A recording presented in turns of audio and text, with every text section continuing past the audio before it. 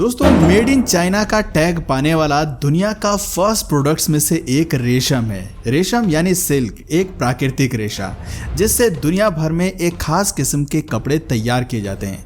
रेशम से तैयार किए गए कपड़े बहुत ही ज़्यादा सॉफ्ट, चमकदार और मजबूत होते हैं।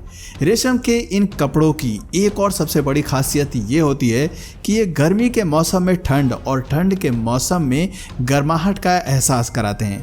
लेकिन क्या आपको पता है कि रेशम के कपड़ों को तैयार करने के लिए रेशम के धागे की ज़रूरत होती है, जो कि बॉम्बिक्स मोरी यानी कि सिल्क वर्म नाम के कीट से प्राप्त होता है।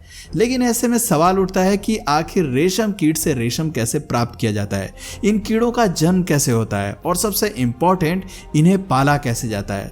दोस्तों, अगर आप भी इन सवालों का जवाब जानना चाहते हैं तो इस वीडियो में अंत तक ज़रूर बने रहिएगा। तो चलिए बिना टाइम वेस्ट किए हुए वीडियो को स्टार्ट करते हैं।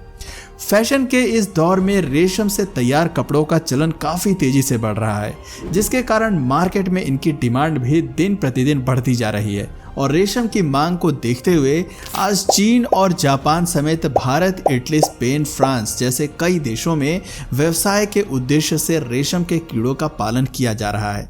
रेशम कीट पालन में शहतूत के पेड़ या फिर यूं कहें कि इनकी पत्तियों का एक महत्वपूर्ण कंपोनेंट है, जिसके बिना आप रेशम कीट के पालन की कल्पना भी नहीं कर सकते।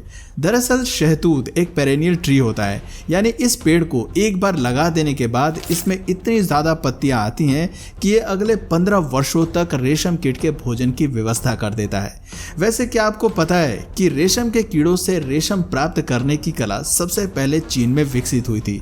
चीन के लोगों को ये कला आज से 4000 साल पहले ही मालूम पड़ गई थी। कहते हैं कि चीन की रानी सीलिंग शी ने एक बार गलती से एक रेशम के कीट को पानी में डाल दिया था। अगले दिन रानी ने पानी वाले बर्तन में से रेशम के धागे निकलते देखे। तभी से चीन में रेशम के कीड़ों को पालना आरंभ कर दिया गया। इन धागों के प्रयोग से वहां कपड़े बुनने का काम शुरू हुआ। कहा जाता है कि ये रेशम के कपड़ों की बुनाई का रहस्य कई दशकों तक चीन के लोगों ने बाहर के देशों से छिपा कर रखा। हालांकि बाद में जापान के राजा ने अपने जासूसों को भेजकर इस रहस्य की जानकारी हासिल कर ली। जापान के ये जासूस चीन से रेशम के कीड़ों के कुछ अंडों को छुपाकर जापान ले आए थे और फिर जापान से ये कला धीरे धीरे पूरी दुनिया के बाकी हिस्सों में फैल गई। दोस्तों, अगर बात करें भारत की, तो यहाँ शहतूत के पेड़ों पर कीटों द्वारा रेशम उत्पादन का काम मुख्य रूप से पश्चिम बंगाल, कर्नाटक, जम्मू और कश्मीर, आंध्र प्रदेश और तमिलनाडु में किया जाता है। अब आइए जानते हैं शहतूत की पत्तियों पर रेशम कीट को पाला कैसे जाता है, एक रेशम कीट का जन्म कैसे होता है, इनकी प्रजनन प्रक्रिया कैसे होती है, कैसे ये विकास करते हैं और किस तरह से इनसे रेशम प्राप्त किया जाता है। यहाँ सबसे पहले तो आप ये जान लीजिए कि जब रेशम कीट पूरी तरह से विकसित हो जाते हैं तो इन्हें रेशम तितली कहा जाता है। रेशम तितली की प्रजनन क्रिया भी अन्य जंतुओं की तरह होती है। इनमें भी नर और मादा का मिलन होता है, लेकिन ये मिलन सामान्य कीटों की तरह महज कुछ मिनटों का नहीं होता, बल्कि इनमें 6 से 7 घंटों का मिलन होता है। मिलन की इस प्रक्रिया के बाद नर मादा से अलग हो जाता है और लगभग 1 हफ्ते इनमें मादा अंडे देने की स्थिति में आ जाती है, जिसके बाद मादा अंडे देती है। जैसा कि आप यहाँ देख सकते हैं कि कैसे ये मादा रेशम तितली यहाँ अंडे दे रही है। दोस्तों, उम्मीद है आपने आज से पहले ऐसा अद्भुत नज़ारा नहीं देखा होगा। वैसे दोस्तों, आपकी नॉलेज के लिए बता दें कि एक रेशम तितली एक बार में 300 से 400 अंडे देती है और इनमें सबसे खास बात ये होती है कि अपने पूरे जीवन काल में सिर्फ एक बार ही अंडे देती है और अंडे देने के 1 से 2 दिन बाद उनकी मौत हो जाती है। अगर बात करें इनके अंडों की, तो रेशम तितली के ये अंडे दिखने में सफ़ेद रंग के गोलाकार होते हैं। ये तितली अपने अंडों को आमतौर पर शहतूत के पत्तियों पर देती हैं और ये अंडे लगभग 10 दिनों तक अपने उसी रूप में पत्तों पर पड़े रहते हैं और फिर 10 दिन के बाद उनमें से लार्वा बाहर आना शुरू हो जाता है। यहाँ आप देख सकते हैं कि कैसे मक्खी के इन अंडों से लार्वा बाहर आ रहे हैं। दोस्तों, इस समय लार्वा का आकार बहुत छोटा होता है। इनकी लंबाई 1 सेंटीमीटर के आसपास होती है। ये लार्वा अंडे से बाहर आने के बाद शहतूत के पत्तों को ही खाना शुरू कर देते हैं।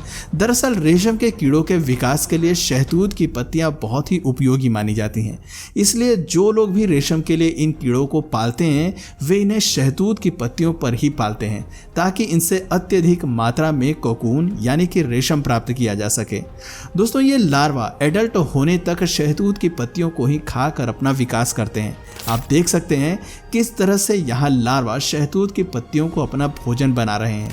ये लगभग 30 दिनों तक इन्हीं पत्तियों को खाकर रहते हैं। इस बीच ये पूरी तरह से एडल्ट हो जाते हैं। इनका आकार 6 से 7 सेंटीमीटर तक बढ़ जाता है और अब समय आता है इन लार्वा के प्यूपा में बदलने की। दोस्तों यही प्रोसेस आगे चलकर इन्हें रेशम कीट से रेशम तितली बनाता है। लेकिन यहाँ लार्वा यानी कि रेशम कीट सबसे पहले प्यूपा को सुरक्षित रखने के लिए कोकून बनाता है। आप देख सकते हैं कि कैसे यह रेशम कीट अपने लिए कोकून बना रहा है। कोकून को बनाने के लिए रेशम कीट अपने मुंह से 3 से 8 दिनों तक लगातार एक तरल प्रोटीन रिलीज करता है जो कि हवा के संपर्क में आने के बाद सूखकर सफेद कोकून यानी कि रेशमी धागे में बदल जाता है। कोकून बनाने की प्रक्रिया में ये रेशम कीट अपने चारों ओर कोकून से एक गोलाकार संरचना तैयार कर लेते हैं और जब इसे लगता है कि उसने अपने लिए एक सुरक्षित कोकून तैयार कर लिया है तब वो प्यूपा बनाने का काम शुरू कर देता है। दोस्तों यहाँ ये रेशम कीट प्यूपा में बदलने के प्रोसेस में है, लेकिन रेशम कीट से प्यूपा में बदलने की सारी प्रक्रियाएं कोकून के अंदर होती हैं, इसलिए बाहर से ये दिखाई नहीं देते। कोकून के अंदर जब पूरी तरह से प्यूपा बनकर तैयार हो जाता है तब 10 से 15 दिनों तक ये कोकून के अंदर ही रहता है। 15 दिन बाद कोकून के अंदर से रेशम तितली धीरे धीरे बाहर निकलती नजर आती है। दोस्तों इस तरह से एक रेशम कीट रेशम तितली में बदल जाती है।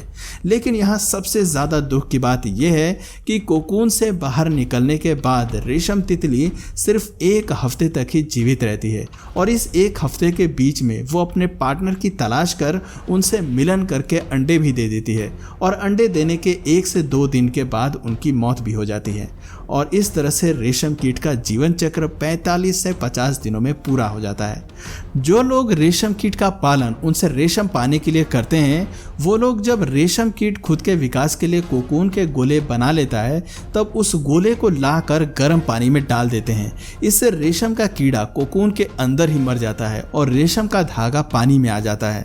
आपकी नॉलेज के लिए बता दें कि एक कोकून से 500 से 1300 मीटर लंबा रेशम का धागा प्राप्त होता है जिसका इस्तेमाल कपड़े आदि बुनने में किया जाता है।